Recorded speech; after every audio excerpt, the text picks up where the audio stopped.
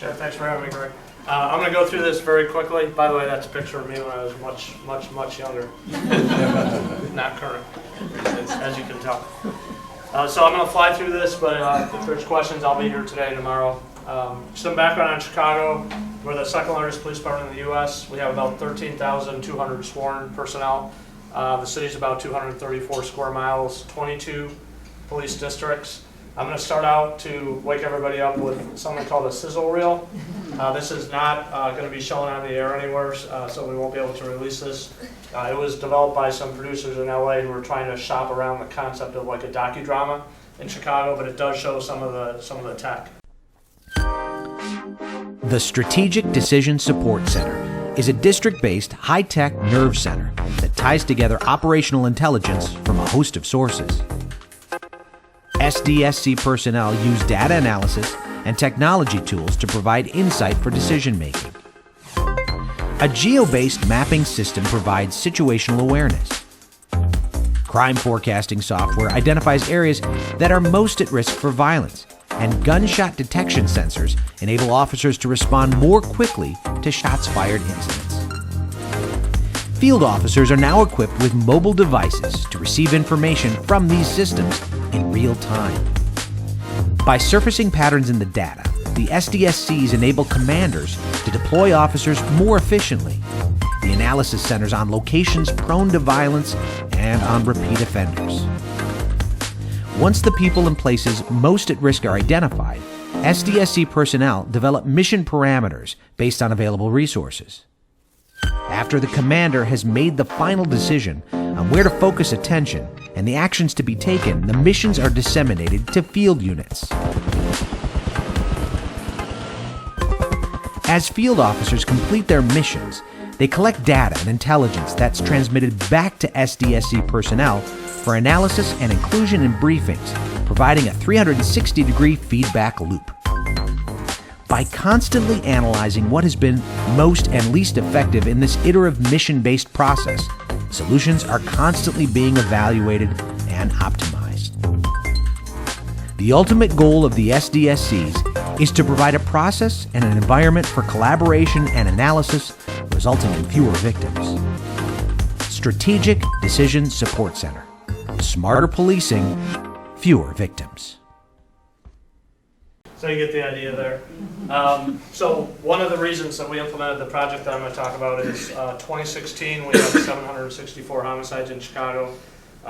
Clearly any homicide is one too many, but this was a huge increase from 2015. You can see the chart there. So at the time, the then mayor, Emanuel, and the superintendent, Eddie Johnson, recognized that something had to change. So what we came up with was a partnership between the police department, the mayor's office, Los Angeles Police Department, Sean Malinowski, who just retired, and the University of Chicago Crime Lab, and you'll hear from them tomorrow, to develop a more data-driven approach to targeting primarily gun violence in the city. So what it essentially is leveraging the notion that a small percentage of the people are responsible for a disproportionately large amount of the violence, and same thing with geography. So a small geography is responsible for, encompasses most of the violence in the city. This is from Yale, going back to 1970. So it's looking at 70 to 79, 80 to 89, and so on. This is homicides in the city, hotspots, and you can see they have been south and west sides for decades, probably back even further than that, probably back to the 50s. Primarily just a handful of districts that account for a majority of the violence. So two of the districts, Inglewood on the south side, 7, and Harrison on the west side, 11, were responsible for about 25% of the gun violence in 2016. So this intervention that we'll talk about, we started out targeting these two districts. These two went live with this program that I'll talk about in January of 17. Then we added 4 more districts. Again, you can see that they're also south and west. By summer of 2017, we added the next 4. Then we expanded to what we call our Tier 3s, which was 7 additional districts, and now we're in 20 out of 22 districts, and we'll be doing the last 2 hopefully in the next few months. So what this essentially is taking what had been a centralized approach. You're all familiar with police fusion centers, which are essentially real-time crime centers. where data is analyzed and crime conditions are assessed and intervention strategies are recommended, taking that centralized approach, which most major police departments have. I think there's 76 of them around the country. Taking that centralized approach and pushing it out to the edge. So building the same capacity, the same tools, access to the same data sources from headquarters out to police districts. And this is about maturing our IT systems. Greg kind of touched on this. We probably have more data than any big department in the US, more than New York, more than LA, because we have more automated source systems. Everything from information reports, obviously incident reports, CAD data, information about people, of course, places, GPS on all of our police vehicles, so almost 4,000 vehicles have GPS, gunshot detection in 117 square miles, 35,000 cameras, just a ton of data sources. So we've been doing a great job of basic reporting, right? Then we got to slightly more advanced where we were kind of analyzing what had happened or doing some real-time analytics. Where we want to get is to predictive analytics. So in this maturity model of IT systems, we want to get from just collecting and describing and analyzing to predicting future outcomes. Here's the camera network. Started in 2003 with that big boxy design on the left, all the way to where we are now. When the program started, you couldn't access the video remotely. There were essentially DVRs integrated into the camera. Now everything is remotely accessible one way or another. So this is the largest municipal camera federation in the US. A lot of cameras, some of them are still older. We were just talking with the new mayor about this. We need probably about $5 million to upgrade the last of the analog cameras to make them all digital and high def. But it is an effective program. The Urban Institute, somebody here from the Urban Institute, right? You guys, Nancy Levine did a study of this years ago and showed some promising results. Here's a citywide distribution of cameras. You see the hotspot. Hotspot is downtown, central business district, but they're in every community, every part of the city. When I give this talk on the West Coast, Seattle, San Francisco, they can't install, police cannot install cameras on a public way. The public won't allow it. Chicago is just the opposite. We literally can't move them because there's outcry from the community with people saying, "Where is my camera? You moved it." LPRs, so we have about 250 mobile, another huge data source, scanning thousands of license plates per hour across hundreds of plate readers, looking for wanted vehicles in real time, but also post-event, you can go back and look for vehicles that might have been in an area when a crime was committed, for example. So this is another big data set. ShotSpotter we talked about. Again, 11 out of 22 districts. You see south and west sides primarily, 117 square miles. So these are using acoustic sensors to detect and alert on potential audio signatures of gunshots. ShotSpotter Missions is our place-based predictive tool. Used to be called HunchLab from a company called Azavia out of Philadelphia. ShotSpotter bought it. Now called ShotSpotter Missions.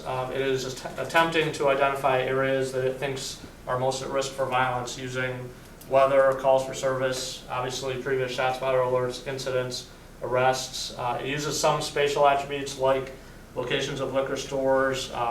In Chicago, laundromats, believe it or not, can be magnets for crime.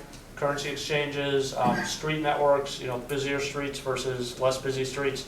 All of those go into this model. It comes up with 4 geographies per police beat that change 3 times a day, and there's an average of 9 to 12 beats per district. So it's a lot of geographies. The Crime Lab, University of Chicago, did some assessment of this, and their latest thinking is that instead of 4 geographies per beat across 9 to 12 beats, we should just pick the top 7 areas in an entire district, because it's a more meaningful way that we can intervene. So that's something we'll be moving towards hopefully in the next month or so. We did deploy smartphones, not to every officer, but to most officers, a combination of FirstNet and Verizon devices. On the smartphones, the officers love them. It puts this information literally at their fingertips, so they can get ShotSpotter alerts, they can look at the ShotSpotter missions. There's a little app that lets what we're going to talk about, these intelligence centers, push content out to the field in real time. Obviously, they can interact with the dispatch system, run name checks, license plate checks, etc. So a wide range of capabilities on the phones. So again, we had a ton of information sources, a ton of different systems developed over decades and decades. Everything from arrest reports to incident reports to metadata from cameras, LPR data, dispatch information, just a ton of data sources. One of the big challenges we had is how to integrate this into something that's actionable. So the way we did that is by working with our video management system vendor, which is Genetec, to develop something that they're now calling CityGraph. The goal is to take all these data sources we talked about and integrate them into one platform. So you could get at all these different sources, but you had to go to a bunch of different places to get them. To me, this was the most important part of the project until I found out that I had to pay for it out of a budget that didn't contemplate this. So we basically had to reduce some of our other development work by $1 million to do this. So when the superintendent had this idea, it was in October of 2016, and none of this was budgeted, and the mayor gave us an impossible deadline of basically 2 months to get all of it done, which is just crazy, and none of it was budgeted. So we had to work with foundations, we had to take money from existing places. So this is a great outcome, but it did reduce some of our other efforts. Here's some screenshots from CityGraph. This is a ShotSpotter alert with a little gunshot icon. These are calls for service. You can sort of see police cars on there with GPS, all in one real-time platform. You can view any nearby cameras. You can view LPR reads nearby, recent gang activity, recent incidents, recent arrests. If an incident happens, you can back up any nearby camera, sequence them together, and play them all at once. So you could play, for example, all 4 of those cameras at once. In the past, you'd have to go to 4 different places to do that. And here's LPR, again, the same kind of concept. They're working on a mobile version. There'll be an Android version of this, hopefully in the next couple months. It's not done yet. So this is the center, Strategic Decision Support Center. Again, the concept is take a physical room and build it out in the police districts. This was an argument I had with Sean Malinowski. He said, we need to build a room. I said, we do not need a physical room. It's too expensive. He was actually right, even though it was $200,000 per room. But you do need a place where people can come and collaborate. Police, state's attorney, U.S. attorney in some cases, probation, county sheriff, they can come to this room, which is 24/7, always operational, and collaborate. Just to clarify, Malinowski is the chief of staff for LAPD, and kind of, not quite like Chief Lewin, but no one can compare, but he's sort of in your mold. He's sort of like me, but he makes more money. Actually, he just retired. Yeah, that's why he makes more money. So there is this daily intelligence cycle. This is less about technology and more about process. So there's now, we onboarded civilian criminal intelligence analysts, which we never had before. They are developing crime patterns, they're doing daily briefings, they're analyzing a ton of data. Many of them had military backgrounds, some of them had prior intelligence backgrounds, some of them had strong math backgrounds, but they, in one way or another, they're all good with data and with assessing conditions. One of them came up, actually this came from one of the University of Chicago, also provided some of the analysts. So this is a Hunch Lab mission. So this is measuring how many minutes a car is spending in an active Hunch Lab zone. Those are those areas of risk. So one thing we want to try to determine, kind of the holy grail for us is we've got all this data, how do we use it to develop meaningful insights? So we can track every intervention that every officer is doing with CAD data. So we know where they are, when they're there, how long they're there, we know what they're doing, because every activity they engage in has to be tracked in the dispatch system. Whether they're doing a street stop of a person, a traffic stop, whether they're doing what we call a community interaction, whether they are making an arrest, what kind of arrest, obviously, generating an incident report, all of that is tracked. So now the question is, what intervention activities have the greatest impact on reducing crime? So one thing our idea is if you spend more time doing things in these areas of risk, does it reduce violence in those areas? So that's one way to track it is with this dashboard. A lot of mapping, we're an Esri shop, so a lot of ArcGIS, ArcPortal stuff. Here's the active Hunch Lab zones. How many minutes are they spending in the zones? What are they doing when they're in the zones? I'll talk very, very briefly about something a little controversial. which is our crime victimization risk model. This is a person, so we were just talking about place-based risk, this is person-based risk. So using variables that we're allowed to use about people, can we create kind of risk categories and then intervene with people, which of course is much harder to do than with places, because how do you scale it and what do you do? But things like, has the person been shot before? What was their age at the time of last arrest? Obviously the younger the age, the higher the risk. Were they themselves a victim of an ag, bat, or assault? Is their trend line in criminal arrest activity increasing or decreasing? Do they have prior weapons charges? And do they have prior violent crime arrests? Nothing about race, nothing about gender, nothing about geography. So these are all things that we can use to assess individual risk. This was funded by BJA, and Illinois Institute of Technology is our academic partner on this. So they basically came up with risk tiers, very high to very low. And then the idea is you would do something called a custom notification from David Kennedy at John Jay, you've all heard of that, to try to intervene on these subjects that are risky. So one of my questions is, should police be the ones doing this? Should it be handed off to a social service agency? Do they want to see the police pull up to somebody's door with a social worker? I would say probably not. So we are now considering moving this out. My personal belief is this should be out of the police department. If you want to read about this, you can go to chicagopolice.org. Look for, I think, Inside CPD, and you'll find violence reduction strategy. One mistake we made when this first rolled out is we didn't share the algorithm, so everybody's afraid of this big secret algorithm. We should have just put it out there. Now we did. We're going to get FOIA'd on it anyway, so keep that as an algorithm. You guys probably all understand this. I don't. Can somebody explain this to me? Yeah, but anyway, that's the algorithm. Here's how we kind of productize this. So there's an internal dashboard. Here's one of the subjects. He's an adult, so I can show his picture. He's 19 years old. This is kind of his primary landing page. And then here is his risk. He has moderate risk. And then we actually show, this is internal, obviously, but we show the attributes that make up that risk score. So he has not been the victim of an ag battery or ag assault. He was 18 when he was last arrested. He has 1 violent crime arrest. He has not been shot. His trend line is increasing, and he has 1 weapons arrest. So all those things together in the sequence that they're there creates a moderate risk for that subject. You can also do a link chart where you can take that subject and show everybody he's been arrested with and then everybody they've been arrested with. So this is kind of a social network of criminal activity. This is useful for investigative work, follow-up activity. I'm going to fly through the last of this. I'm not going to go through the impacts because I think Jens is going to talk about it tomorrow. We believe it works. These are some slides from John Hollywood at RAND. Some people here from RAND. So this is part of the BJA grant where RAND, this is not published yet, but I have permission to show it.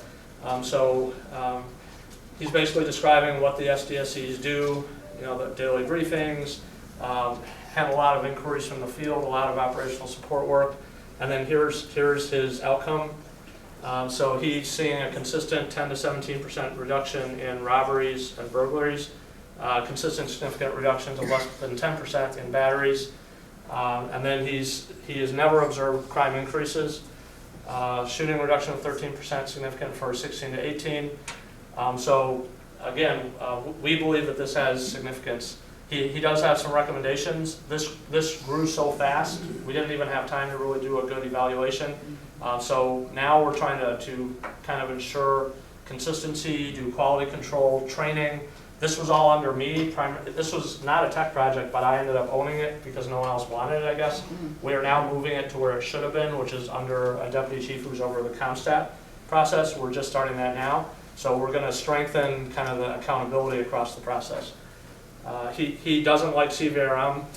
You'll see this when it's published, but and I would agree with his conclusions there. That's John Hollywood. Ton of success stories I'm going to skip through. So the bottom line here, I know we rushed through all this. Oh, one last thing I want to show in the next minute. So, okay, so one thing we're looking at is, and I think Erica touched on this briefly, is criminal justice outcomes. So something that we are looking at now, and this involves using some really messy data from the clerk of the circuit court and from the county sheriff. Clerk is still mainframe based. So some of this work, we've automated whatever we can, but not all of it can be automated. So when you look at felony arrests, felony weapons arrests, 69% of felony cases, these are felony gun arrests, are back on the street essentially within an average of 2 days. So this was going back to May 1st, looking at every weekend from May 1st through the prior weekend. Only 29% are still in custody. And then obviously the longer you go forward, the more people end up making bond and getting released. So if you go back to the weekend of 3, 4, 5 May, 43 felony arrests, only 25% still in custody. And of those, 9 have bail set, and if they make bail, they'll be released. And you can see here some of the bond decisions. So the sheriff actually asked us to look at electronic monitoring data. I don't know why these slides are advancing, but so between 1 May and 9 June, there were 11 cases, gun cases where the subject was on electronic monitoring. 2 of them are now out on bond, and 1 of them was arrested for violation of a previous bail bond that was an aggravated battery with a weapon. So, and here he is. He's out on bond. 10 prior adult arrests, 8 prior juvenile arrests, 3 weapons arrests, was on electronic monitoring, was arrested on 19 May, charged with possession of a 9mm handgun, and this was a violation of a previous bail bond for another weapons offense. So it's kind of stunning, and these are their criminal histories. So this is something we're looking at right now. We have a ton of data. We love academic partnerships. We are happy if anybody has any ideas to look at a partnership. We just do a non-disclosure, and you can have the data. Thank you.